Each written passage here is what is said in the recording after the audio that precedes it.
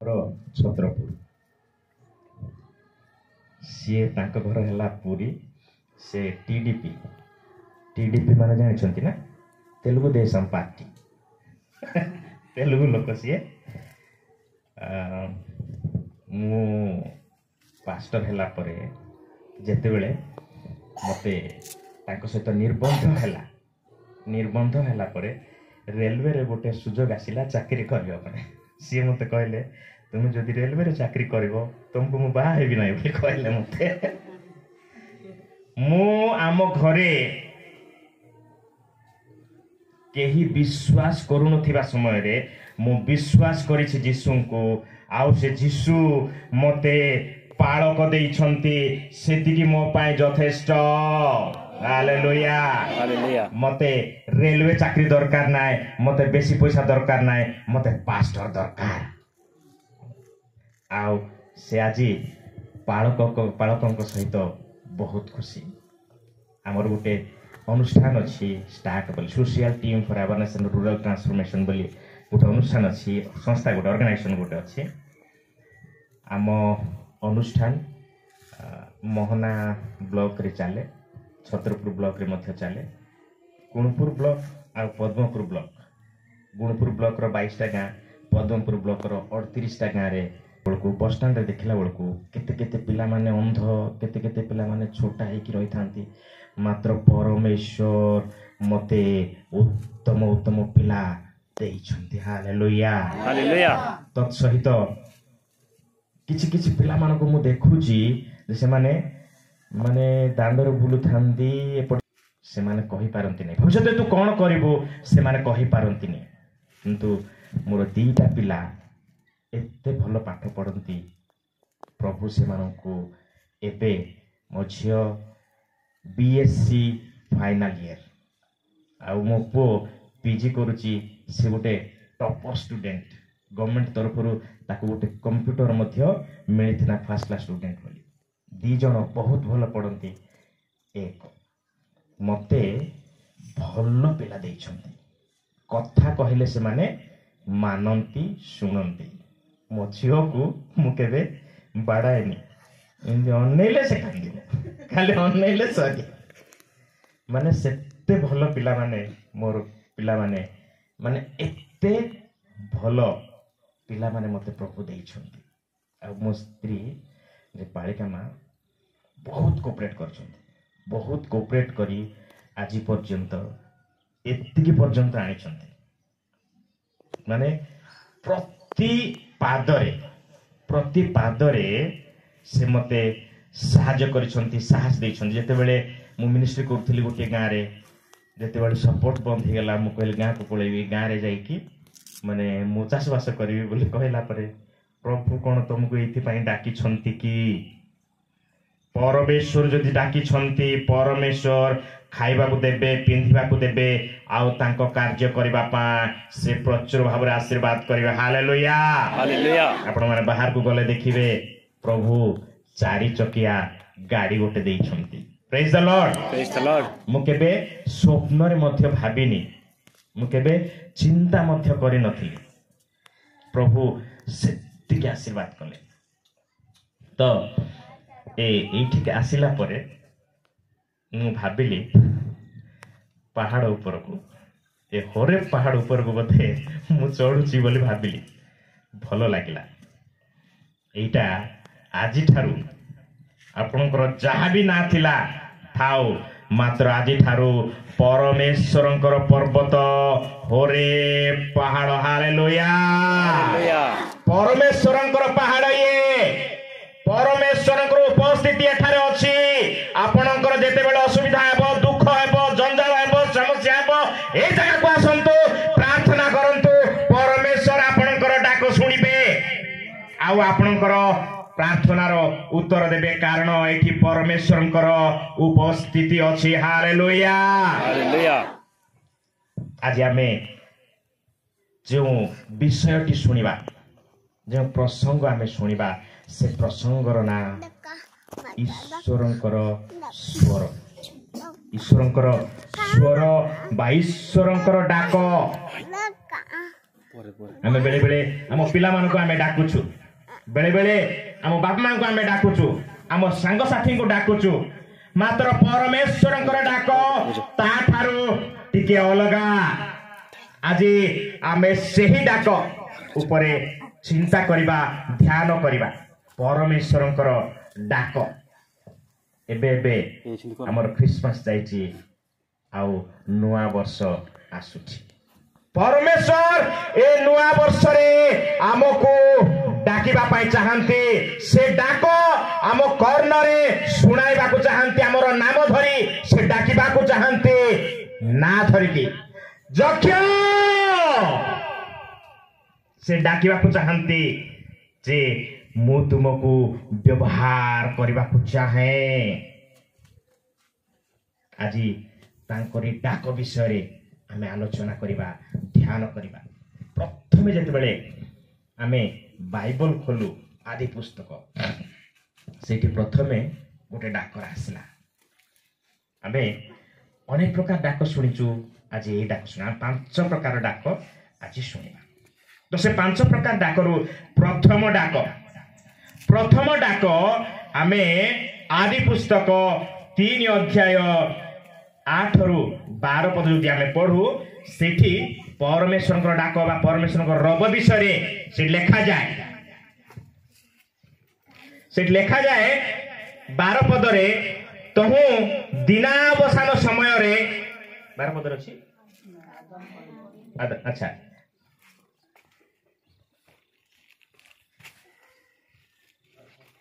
7 पद रे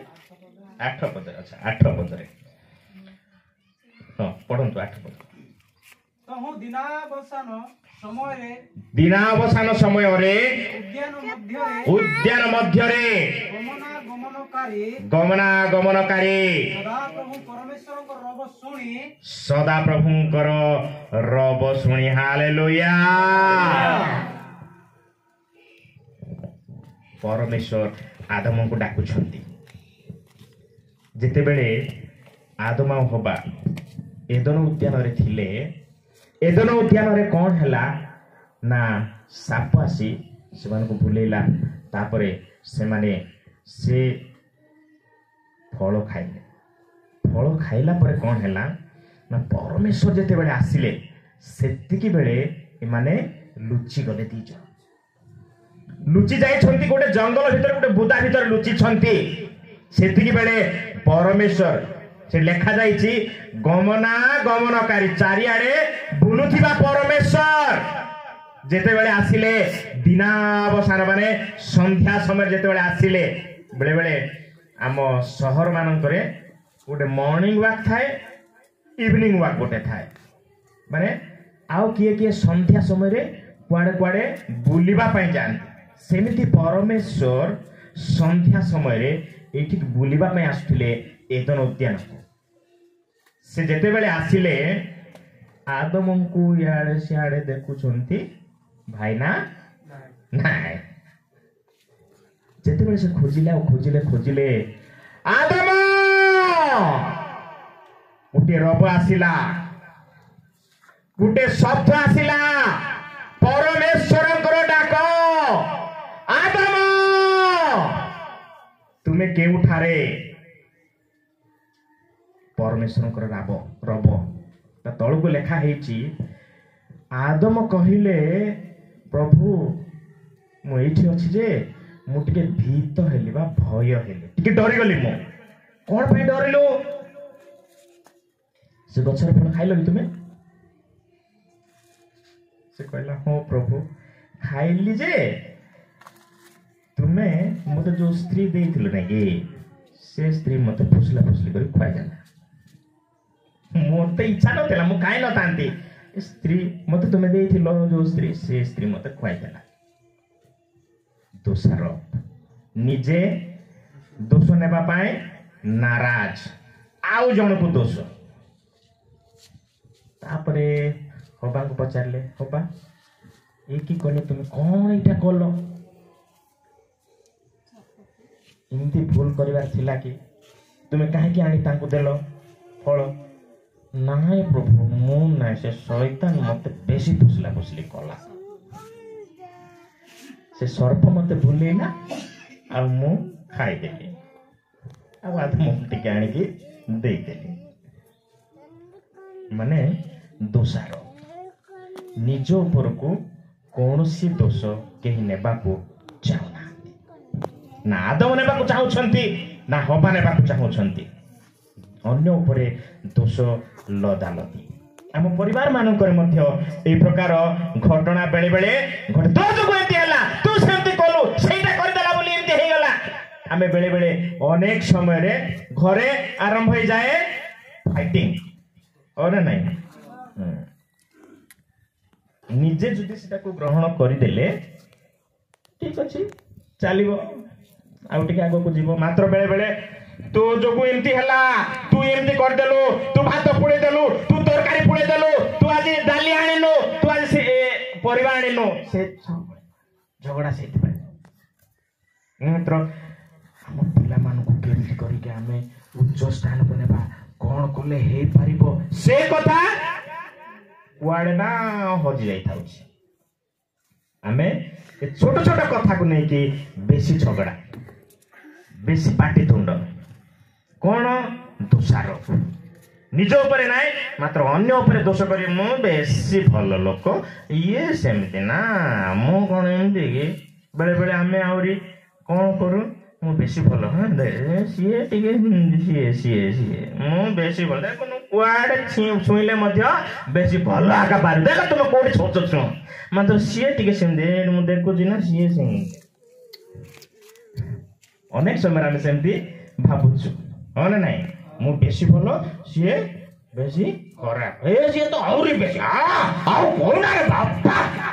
बेसी खराब से मु बेसी भलो देखेबा पय आमे सेमती अनेक समय रे करूछु मात्र परमेश्वर तांको डाको आजी सुनाइबा को चाहते तांको रूप सुनाइबा को चाहते सेदिन आज सेदिन आदम कहले मु डरी गली ए डरिबाटा ए भय करिबाटा परमेश्वर को डरिबाटा निहाती दरकार मात्र आमे अनेक समय रे डरुनु आमे भय करूनु हमर से गुणपुर पाखरे गुलमुंडा बोली गोटे जगह अछि गाँटा गोटे अछि से गाँ रे ब्राह्मण सब बेसी टिके रहंती से मानकर रात चले सेठी आ से माने तांकर जमी बाड़ी टिके अधिका तो मो बापा आउ किए सब चाष करने को तांकर सेठी जाती आ धान फान सब मोलामोली करती आ कौन सब करती हेले से भितर जड़े लोक थिले तांको ना कौन राय से लोक बंची मो बापा चलीगले कि से लोकटा बंची पद्मपुर बोली गोटे जगार अच्छा सी तो दिने कौन है से साहुकार जिते आसिले कहले पुणी रे कौन रा तू कौन रे मत डरुनु बोली कहला डरुनी बाबू आउ कौन करी डरबार अच्छी ना बोली कहले हौ बाबू कालिकी ठारू डरबी बाबू बोली कहला पुणी सी हौ ठीक अच्छी कालिकी ठारू डर हाँ तापरे पर दिन है एम चाष कर 5-6 जन चाष कर लाइन रे चाष करेंगे ना चाष हल चली जिते साहुकार आसिले दूर देखी गुदु गुदु गुदु गुदु दौड़ी सी रे कौन है नाय बाबू बेसी डर लगुच तुमको देखले डर लगुच हल छाई दौड़ी पलैची सी रे रो बोले कहले नाय तुमको देखले मते बेसी डर लगुच मु रहिबी नाय बेसी डरी जाउछ भाई ना भय आम मनुष्य को भय करवा ना मात्र परमेश्वर को भय करवा आम सी जमी डरुले आम सेमती डर आदम से दिन भीत हेले भय कले लुचिले परमेश्वर सामना को आसवा से डरीगले भय हेले जदि आम भूल भूल करुछु तेज परमेश्वर निकटवर्ती होगा आम डरवा आम आज आउ डरवा ना परमेश्वर को निकटवर्ती आम जब भूल करूँ परमेश्वर चरण तल को जाए आम क्षमा मागिले से कहती तुम्हें 7 थर पड़िले 8 थर उठ हालेलुया जदि भूल करदेल ठीक अच्छी मु तुम पाए मो पुओ को पठे क्रिसमस रे मो पुओ को पठेइछि तुमर समस्त पाप सिंदूर वर्ण परि एइथिले मध्य ताको हिम परि बरफ परि सफा करि देबा पाए मो पठेइ देइछि तुमे आसिकी क्षमा मागी देले जेते बड़ भूल करि थाओ क्षमा मागी देले तुमे तुमर पाप क्षमा हे जो मात्र जानी जानी करबा पड़बनी जदि भूल रे कर देइछु ठीक अछि जानी जानी जो माने पाप करंती भाईना तू सियाड कथा तो सहित पर कथावार्ता अछि कहबे तेणु आमे जते बेले भूल करूछु पाप करूछु आमे जानी सुनी केबे मध्य से भूल करबा नाही तापरे प्रथम डाक प्रथम रब आमे आदम कथा सुनलु तापरे द्वितीय डाक आमे मोसा जेनेसिस अब्राहम आमे देखिवा जेनेसिस आदि पुस्तक 22 अध्याय 11 एवं 12 सेठी ए विषय लेखा अछि एहिपरि समय रे आकाशरु सदा प्रभुंकर दूत ताहांकु डाकी कहले हे अब्राहम तहिरे से कहले देखंतु मु एठारे बस एठी कोन हिची घटना अब्राहमकर गोटे पुओ बहुत वर्ष परे तांकर स्त्री सारी द्वारा जन्म ग्रहण हेले गोटे मात्र पुओ बहुत वर्ष परे बुढ़ा ही जाइथिला से अब्राहम बुढ़ा ही जाइथिबा समय रे गोटे पुओ हेले माने सारा केबे भी एक्सपेक्ट करू नथिले आशा करू नथिले जे मते गोटे पुओ हेबो छुआ हेबो बोली से आशा करू नथिले सेही समय रे परमेश्वर ताकू गोटे पुओ देइछन्ती आउ से पुओ को तुमे जाई कि बलि कर ताकू बलि दे दियो बोली परमेश्वर कहले हेले जेते बेले बलि दे दियो बोली कहले ए माने तांको दास मानक सहित परमेश्वर आज्ञा मानी कि सीए पहाड़ को गोटे गले मोरिया पर्वत को गले मोरिया देश गोटे पर्वत को गले तापर सेठी पहाड़ उठिला बेलकु प्रथमे तांको माने दास दासी मानक तांको जो काम करती चाकर चाकराणी मान से रखी देकी से जते बेले पहाड़ ऊपर चढ़ुछंती बाप पुओ पचारे बापा ए सब तो अच्छी निया अच्छी काठ अच्छी सब अच्छी हेले बलि देवा पाई मेढा काई बोली कहला परे बापा को केमती लागिथिबो बापा ता पुओ को बलि देवा पाई नेउछंती ए कथा बापा ही जानी छंती से दुख केते आम पुओ माने यूनिवर्सिटी से कॉलेज को जाइकी फेरिबाटा टिके लेट हेले मैडम 107 थर फोन करथांते ताको आउरी मारी देबा कथा जदि उठिबो बेले बेले काको काको टिके कथा जोर रे कहि देले हमको बेसी दुख लागि जाय काहे के नागरे पाई कर दो बोले नहीं कि जाउची भाईना तापर ऊपर गला परे जेते बेले काठ सजा हला होम बेले पाई काठ सजा हला परे माने पछपटे हाथ करी बांधी देले अब्राहम इसहाक को बांधी देला परे से जोग्य बेदी उपरे ताकू सुहाई देले इसहाक पूरा साइलेंस चुपचाप किछि कोना नम्र पिला से गोटे कथार अच्छी 50 वर्ष से बुढ़ी माँ 50 वर्ष 60 वर्ष पूर्वर कौन सब घटुला माने बापा माँ किंबा जेजेमा जेजेबापा जोटा कहिबे बड़ भाई बड़ भूणी जोटा कहिबे से माने जहा कहले से माने मानुथिले जाना बोली कहले से माने जिबे आकु तू बाहाबार अछि हां रेडी आकु माने तू ए जगह को जिबार अछि हां रेडी सेमती ना मां सेते बेले सेमती थिला ना सब कथा मानुथि तापरे ता पर पीढ़ी जेते बेले आसिला तांको पर पीढ़ी आसिला परे से माने कहले जेते बेले गोटे कथा कहिबे बापा कि मां कथा कहला परे ସେଇଟା କାହିଁକି ସେମିତି ନ ହେବ, ଏଇଟା କାହିଁକି ଏମିତି ହେବ, ସନ୍ଧ୍ୟା ବେଳେ କ'ଣ ଗଲେ ହବନି କି, କାଲିକି ଗଲେ କ'ଣ ହବନି କି? ଆହା ପ୍ରଶ୍ନ। ତାପରେ ଆଉ ଗୋଟେ ପିଢ଼ି ଆସିଲେ, ଆଉ ଗୋଟେ ପିଢ଼ି ଆସିଲା ପରେ ତାଙ୍କ ପର ପିଢ଼ିଟା ସେମାନେ କ'ଣ, ଯେତେବେଳେ ବାପା ମା କହୁଛନ୍ତି ପ୍ରାର୍ଥନା କଲେ ଭଲ ପ୍ରଭୁ ଆଶୀର୍ବାଦ କରିବେ ବୋଲି କହିଲା ପରେ ସେ ପିଲାମାନେ କ'ଣ କହନ୍ତି, ସିଏ ପ୍ରାର୍ଥନା କଲା ଯେ କେତେ ଆଶୀର୍ବାଦ କରିଦେଇଛନ୍ତି, ଇଏ ପ୍ରାର୍ଥନା କଲା ଯେ କେତେ ଆଶୀର୍ବାଦ କରିଦେଇଛନ୍ତି। ଏମିତି ଯଦି ପ୍ରଭୁ ଆମେ ପ୍ରାର୍ଥନା କରୁ କରୁ ଆଶୀର୍ବାଦ କରିଦେଇଥିଲେ ତ ଆମର ଦେଶ ଏତେ ବଡ଼ ହେଇଯାଇଥାନ୍ତା, ଏତେ ବଢ଼ିଆ ହେଇଯାଇଥାନ୍ତା, ଆମେ କେତେ ଧନ ସମ୍ପତ୍ତି ମିଳିଯାଇଥାନ୍ତା, ଆମେ କେତେ ଭଲରେ ରହିଯାଇଥାନ୍ତା। ପିଲାମାନେ କେତେ କେତେ କେତେ ପିଲାମାନଙ୍କର ପ୍ରଶ୍ନ ଏମିତି। ତାଙ୍କ ପରପିଢ଼ି, ତା ପରପିଢ଼ି ଯେଉଁମାନେ ଆସିଲେ, ଏବେ ବାପା ମା ପିଲାକୁ ଡରୁଛନ୍ତି। ବାପା ମା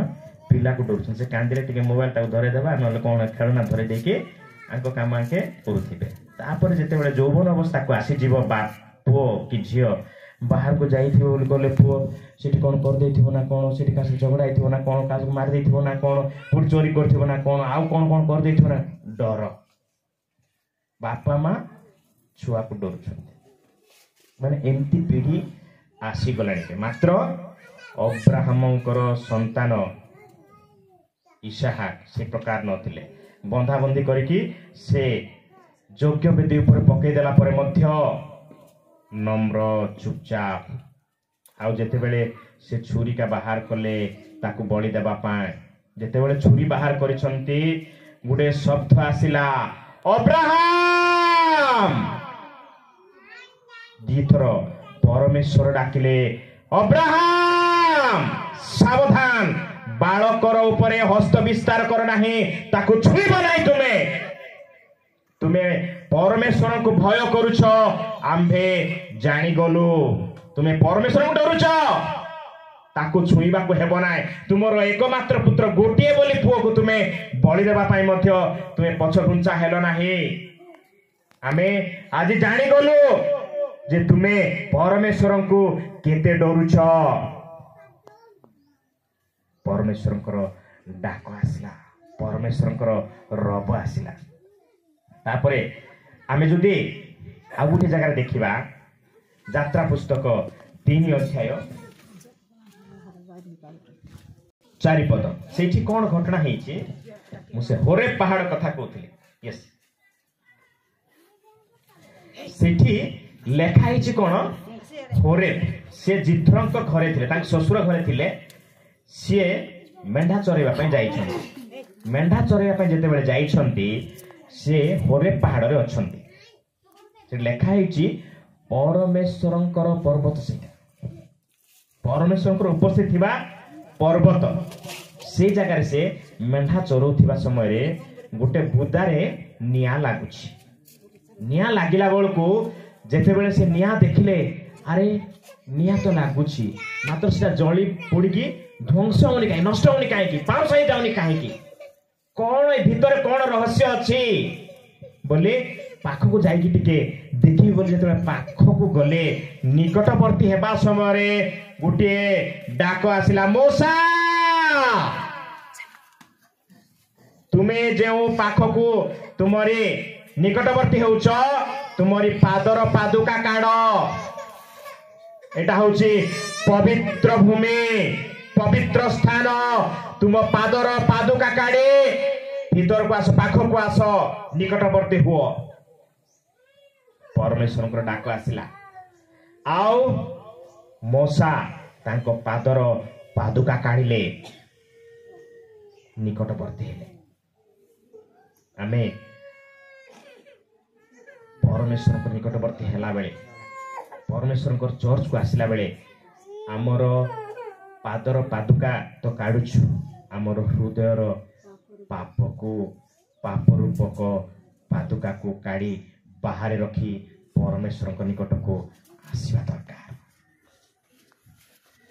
ତାପରେ ଆମେ ଆଉ ଗୋଟିଏ ଡାକ ଶୁଣିବା, ସେଇଟା ହେଲା ସାମୁଏଲ। ପ୍ରଥମ ସାମୁଏଲ 10 ପଦ ଏଠି ଆମେ 1 ରୁ ଯଦି ଦେଖୁଛୁ 3 ଅଧ୍ୟାୟ 1 ପଦରେ ଯଦି ଦେଖୁଛୁ ସେଇଠି 2 ପଦରେ ଲେଖା ହେଇଛି କ'ଣ କି ଏ ସାମୁଏଲ ଏଲିଙ୍କ ପାଖରେ ସେ ରହୁଥିଲେ ମନ୍ଦିରରେ ରହୁଥିଲେ ସେ ମନ୍ଦିର ଯେତେବେଳେ ପରିଚର୍ଯା କରୁଥିଲେ ସେତିକି ବେଳେ କ'ଣ ଘଟଣା ଘଟିଛି ନା ସେ ଦୀପ ଲିଭି ଯାଉଥିଲା ସେଠି ଈଶ୍ୱରଙ୍କର ଯୋଉ ନିୟମ ସିନ୍ଧୁକ ଥିଲା ସେଠି ସବୁବେଳେ ଦୀପ ଲଗେଇକି ରଖାଯାଉଥିଲା ସେଟା ଲିଭିଯିବା ପୂର୍ବରୁ ଗୋଟିଏ ଡାକରା ଆସିଲା ସାମୁଏଲ ସାମୁଏଲ ବୋଲି ଗୋଟେ ଡାକରା ଯେତେବେଳେ ଆସିଲା ଇଏ ଭାବିଲେ ମତେ ଏଲି ବୋଧେ ଡାକୁଛନ୍ତି କାରଣ ଇଏ ଗୋଟିଏ ରୁମ ରେ ଶୋଇଛନ୍ତି ଆଉ ଏଲି ଆଉ ଗୋଟିଏ ରୁମ ରେ ଶୋଇଛନ୍ତି ସେ ଏଲି ପାଖକୁ ଯାଇ ପଚାରୁଛନ୍ତି ଗୁରୁ ମତେ ଡାକିଲେ କି ବୋଲି କହିଲା ପରେ ନାଇଁ ମୁଁ ଡାକିନି ତତେ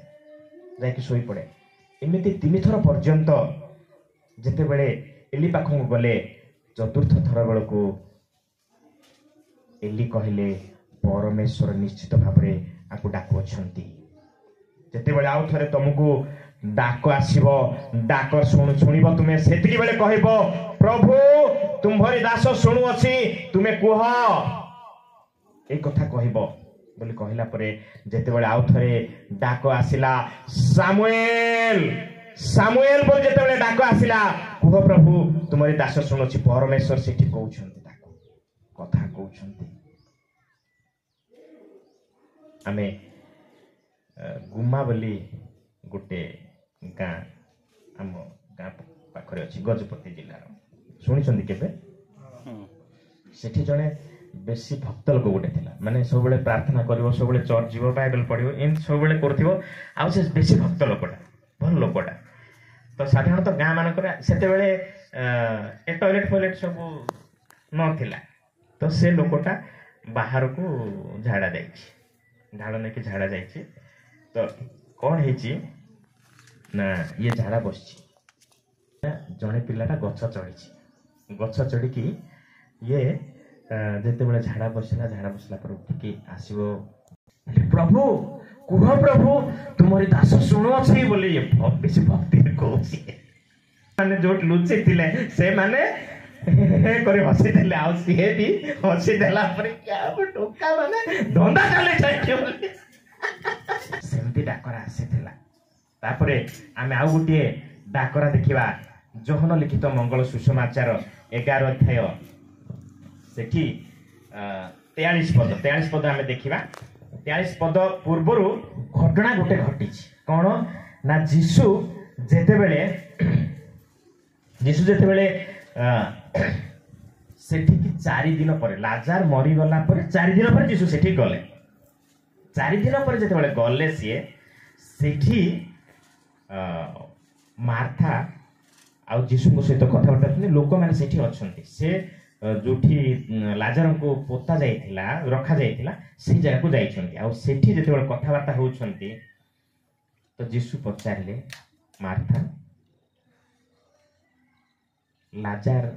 ବଞ୍ଚିବ ବୋଲି ଉଠିବ ବୋଲି ତୁମେ ବିଶ୍ୱାସ କରୁଛ କି ବୋଲି କହିଲା ପରେ ପଚାରିଲା ପରେ ମାର୍ଥା କହିଲା ହଁ ପ୍ରଭୁ ଶେଷ ଦିନରେ ଯେତେବେଳେ ପୁନରୁତ୍ଥାନ ହେବ ସିଏ ତ ଉଠିବେ ସେଇଠି ଯୀଶୁ କହିଲେ ପୁନରୁତ୍ଥାନ ଦିନ ଶେଷ ଦିନ କଥା ମୁଁ କହୁନାହିଁ ମାତ୍ର ଆଜି ତୁମ ଭାଇ ଲାଜାର ଉଠିବ 43 ପଦରେ ସେ ଏହା କହି ଉଚ୍ଚ ସ୍ୱରରେ ଡାକିଲେ ବାସ୍ ସେ ଉଚ୍ଚ ସ୍ୱରରେ ଡାକିଲେ କ'ଣ ବୋଲି ଡାକିଲେ ଲାଜାର ବାହାରି ଆସ ଯେତେବେଳେ ଲାଜାର ବୋଲି ଗୋଟିଏ ବଡ଼ ଶବ୍ଦ ଶୁଣିଛି ସେ ଲାଜାର ମୃତ୍ୟୁରୁ ସେ ଉଠିକି ଆସିଛି ଲାଜାର ଯୋଉଠି ମରିକି ତାକୁ ରଖାଯାଇଥିଲା ସେଇଠୁ ସେ ଉଠିକି ଆସିଲା ହାଲେଲୁୟା ଯୀଶୁଙ୍କର ଡାକ ପରମେଶ୍ୱରଙ୍କର ଡାକ ଏହି ପ୍ରକାର ପରମେଶ୍ୱରଙ୍କର ସ୍ୱର ଏହି ପ୍ରକାର ଯଦି ଆମେମାନେ ତାଙ୍କ ସ୍ୱର ଶୁଣିବା ପାଇଁ ତାଙ୍କ ଡାକ ଶୁଣିବା ପାଇଁ ପ୍ରସ୍ତୁତ ଅଛୁ ରେଡି ଅଛୁ ତେବେ ପରମେଶ୍ୱର ମଧ୍ୟ ଏ ନୂଆ ଦିନରେ ଆମକୁ ନୂତନ ଭାବରେ ନୂଆ ଜୀବନ କାଟିବା ପାଇଁ ଆମକୁ ସେ ଡାକିବାକୁ ଚାହାନ୍ତି କିନ୍ତୁ ଆମେ ତାଙ୍କ ପାଖକୁ ଯିବା ସମୟରେ କ'ଣ କରିବା? ପ୍ରଥମେ ତାଙ୍କୁ ଭୟ କରିବାର ଅଛି। ଆଦମ ଭୟ ହେଲା ପରି ଭୟ କରିବାର ଅଛି ଏବଂ ଆମେ ନିଜକୁ ସମର୍ପଣ କରିବାର ଅଛି। ଆମର ଯାହା ବି ଅଛି, ଆମେ ଯେଉଁଟା ବେଶୀ ପ୍ରେମ କରୁଛୁ, ଆବ୍ରାହମ ଯେମିତି ପ୍ରେମ କରୁଥିଲେ, ବେଶୀ ପ୍ରେମ କରୁଛୁ, ସେଇ ଜିନିଷକୁ ମଧ୍ୟ ପରମେଶ୍ୱରଙ୍କୁ ଦେବା ପାଇଁ ଆମେ କେବେ ପଛେଇବା ନାହିଁ। ଏବଂ ମଉସାଙ୍କ ଜୀବନରେ ଆମେ ଦେଖିଲୁ, ଯଦି ଆମେ ନିକଟବର୍ତ୍ତୀ ପରମେଶ୍ୱରଙ୍କର ନିକଟବର୍ତ୍ତୀ ହେଉଛୁ, ତାହେଲେ ଆମେ କ'ଣ କରିବା ନା ପରମେଶ୍ୱରଙ୍କ ନିକଟବର୍ତ୍ତୀ ହେଲା ବେଳକୁ ଆମର ପାପ ରୂପକ ପାଦୁକା କାଢ଼ିଦେବା ଆଉ ପରମେଶ୍ୱରଙ୍କର ନିକଟବର୍ତ୍ତୀ ହେବା। ତେବେ ପ୍ରଭୁ ଆମକୁ ତାଙ୍କରି ଡାକ ଶୁଣାଇବେ, ତାଙ୍କ ସ୍ୱର ଶୁଣାଇବେ ଏବଂ ଆମେ ଯଦି ତାଙ୍କ ସାନ୍ନିଧ୍ୟରେ ରହିବା। ସାମୁଏଲ ମନ୍ଦିରରେ ରହୁଥିଲେ, ଅର୍ଥାତ୍ ଈଶ୍ୱରଙ୍କର ସହିତ ତାଙ୍କ ପାଖରେ ରହୁଥିଲେ ସିଏ। ଆମେ ଯଦି ପରମେଶ୍ୱରଙ୍କର ସହିତ ରହିବା ପାଇଁ ଆମ ଜୀବନକୁ ଉତ୍ସର୍ଗ କରିବା, ତାଙ୍କ ଡାକ ସେ ନିଶ୍ଚିତ ଭାବରେ ଶୁଣାଇବେ। ହାଲେଲୁୟା। ଯଦି ଆମେ ବିଶ୍ୱାସ କରିବା, ମାର୍ଥାକୁ ଯୀଶୁ କହିଲେ, ତୁମେ ଯଦି ବିଶ୍ୱାସ କରିବ ଲାଜାର ଏବେ ଉଠିବ। ଆମେ ଯଦି ବିଶ୍ୱାସ କରିବା, ନିଶ୍ଚିତ ଭାବରେ ଆମ ଜୀବନରେ ଯେତିକି ସମସ୍ୟା ଅଛି ତାକୁ ମୃତ କରିଦେଇକି ପରମେଶ୍ୱର ଜୀବନ ଦେବେ, ଆମକୁ ଭବିଷ୍ୟତ ଉଜ୍ଜଳ ଭବିଷ୍ୟତ। ତ ଆମେ ପ୍ରାର୍ଥନା କରିବା ପୂର୍ବରୁ ମୁଁ ଗୋଟିଏ ବିଷୟ କହିବାକୁ ଚାହେଁ। କ'ଣ? ଲୋକଲିଖିତ ମଙ୍ଗଳ ସୁସମାଚାର ଗୋଟେ ବିଷୟ ଲେଖା, ଗୋଟେ ଘଟଣା ଲେଖା ହେଇଛି। ସେଇଟା ହେଲା ଗୋଟେ ପୁଅ। କି ପୁଅ ସିଏ? ଅପବ୍ୟୟୀ ପୁତ୍ର କ'ଣ କରିଥିଲା? ସବୁ ତା ମାନେ ଭାଗ ଯେତିକି ଥିଲା ସବୁ ନେଇକି ପଳେଇଲା। ସେଠି ଯାଇକି ମନ ଇଚ୍ଛା ଖର୍ଚ୍ଚ କଲା। ଖର୍ଚ୍ଚ କରି ସାରିଲା ପରେ ତା ପାଖରେ ଆଉ କିଛି ନଥିଲା। ବହୁତ ସାଙ୍ଗ ପଇସା ଥିଲା ବେଳକୁ ମାନେ ଭାବୁଥିଲି ସମସ୍ତେ ପଇସା ଯଦି ନାହିଁ ବୋଲି କିଏ ପଚାରିଲା, କେହି ମୋତେ ପଚାରେ। ପଇସା ଥିଲା ବେଳକୁ କେତେ ତୁ ବେଶୀ ଭଲ, ତୁ ବଢ଼ିଆ ଲୋକଟା, ତତେ ତ ସିଏ କହୁଥିଲା ବେଶୀ ଭଲ ବୋଲି କହୁଥିଲା, ତୁ ଏମିତି କହୁଛୁ ନା, ମୋତେ ବେଶୀ ହାଏ ଲାଗିଯାଉ, ବେଶୀ ଭଲ ଲୋକ ତ। କ'ଣ ପାଇଁ? ପଇସା ଅଛି। ପଇସା ନଥିଲେ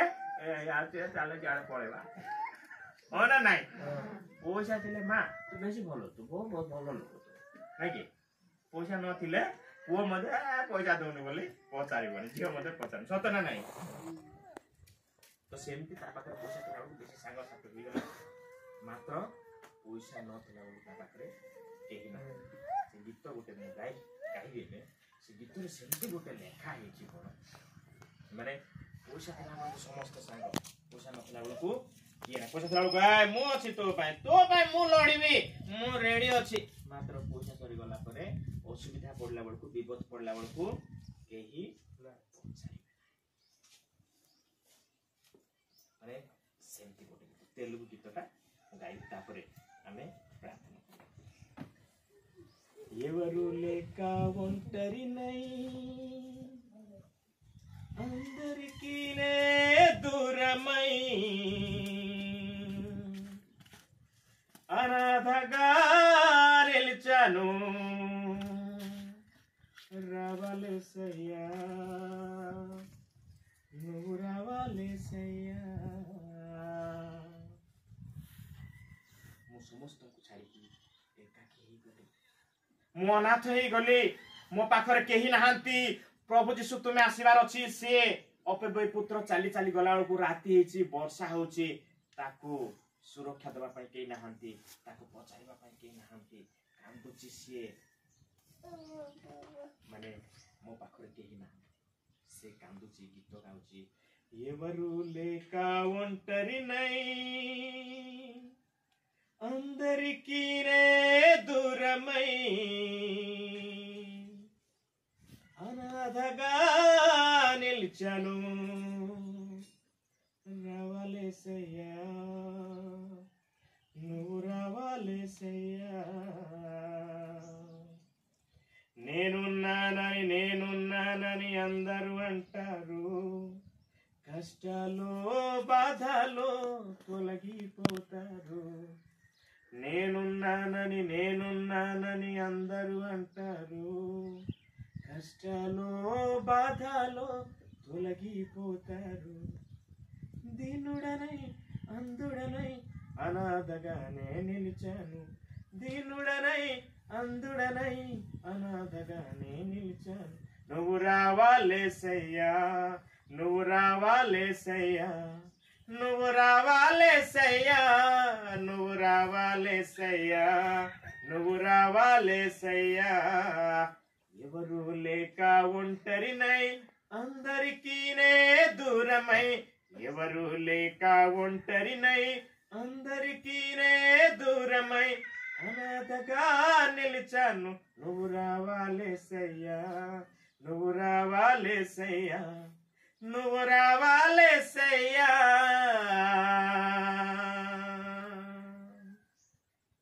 నువ్వు రావాలేసయ్యా, నువ్వు రావాలేసయ్యా. యేసయ్యా, యేసయ్యా, నువ్వు రావాలేసయ్యా, నువ్వు రావాలేసయ్యా, నువ్వు రావాలేసయ్యా, నువ్వు రావాలేసయ్యా, నువ్వు రావాలేసయ్యా.